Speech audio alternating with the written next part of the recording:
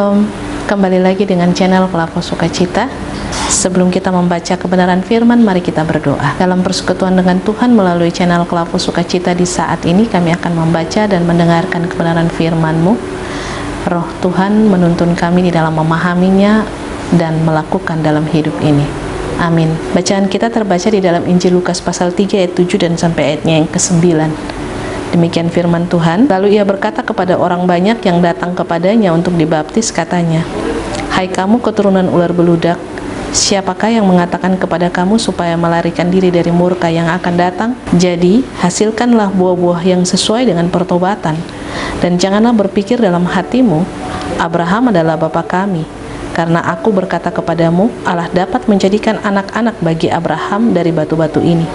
Kapak sudah tersedia pada akar pohon, dan setiap pohon yang tidak menghasilkan buah yang baik akan ditebang dan dibuang ke dalam api." Demikian firman Tuhan. Pemirsa channel Pelaku Sukacita yang diberkati oleh Tuhan, jika ada pohon mangga, maka tentu pohon mangga akan berbuah mangga. Pohon rambutan akan berbuah rambutan. Begitu seterusnya untuk sebutan pada sebuah pohon, tentu hasilnya adalah dari pohon tersebut.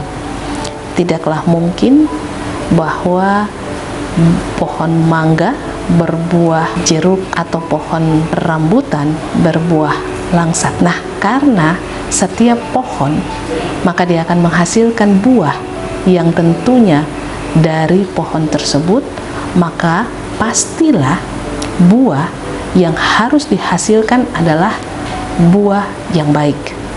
Buah yang dihasilkan sesuai dengan apa yang ditanam atau pohon yang ditanam tersebut. Nah, pemirsa channel Pelaku Sukacita yang diberkati Tuhan, hasilkanlah buah-buah yang sesuai dengan pertobatan pada ayatnya yang ke-8. Ini mau menegaskan kepada kita bahwa dari apa yang kita lakukan, maka orang bisa mengenal kita. Kalau kita suka maki, kita suka menipu, kita suka terancang orang, kita suka melakukan hal-hal yang tidak baik, tidak berkenan, maka itu pastinya hidup kita masih tetap ada di dalam kedagingan. Hidup kita belum diselamatkan, atau kita sendiri tidak mau diselamatkan. Hidup kita masih bersifat duniawi. Pikiran kita belum ditransformasi. Roh yang dalam diri kita sudah menjadi baru, tetapi pikiran kita selalu hidup menurut keinginan, ataupun kita senantiasa mau melakukan segala sesuatu sesuai dengan keinginan kita. Nah, apabila seseorang sudah bertobat, pikirannya sudah ditransformasi, rohnya di dalam kehidupannya Kristus senantiasa berdiam, ia terus membangun kehidupannya dengan Tuhan, maka tentu akan berdampak pada perkataannya. Perkataan yang penuh kasih, perkataan yang membangun, perkataan yang memberikan motivasi, perkataan yang senantiasa memberikan kekuatan iman di dalam setiap pengucapannya. Nah, dari apa yang dikatakan, tentu orang akan menilai dia ini orang seperti bagaimana. Hidupnya dekat dengan Tuhan ataukah jauh dengan Tuhan. Nah, hal ini pun yang kemudian ditegaskan oleh Yohanes kepada semua orang yang mau memberi diri mereka untuk dibaptis. Sebab pembaptisan yang dilakukan oleh Yohanes agar supaya mereka mendapatkan pengampunan yang daripada Allah. Tetapi harus dari pengampunan yang dari Allah itu seturut dengan kehidupan mereka, perbuatan mereka, perkataan mereka, hidup mereka. Mereka jangan hanya berpikir bahwa Abraham itu adalah bapa mereka, sehingga kalau Abraham adalah bapa segala orang percaya, maka mereka pun juga adalah orang percaya. Mereka pun juga adalah orang-orang yang sudah diselamatkan. Itu yang mau ditegaskan juga oleh Yohanes, bahwa jangan kamu berkata bahwa Abraham adalah bapa kami, sebab Allah juga dapat menjadikan anak-anak bagi Abraham dari batu-batu ini.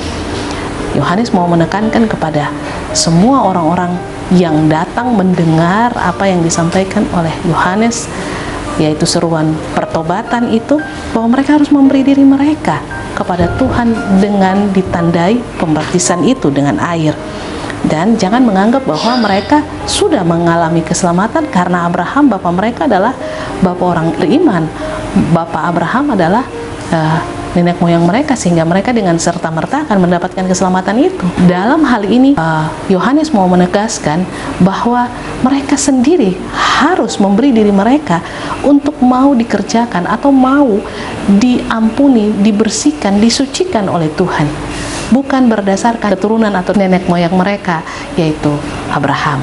Nah, di ayatnya yang ke-9 dikatakan kapak sudah tersedia pada akar pohon, dan setiap pohon yang tidak menghasilkan buah yang baik akan ditebang dan dibuang ke dalam api.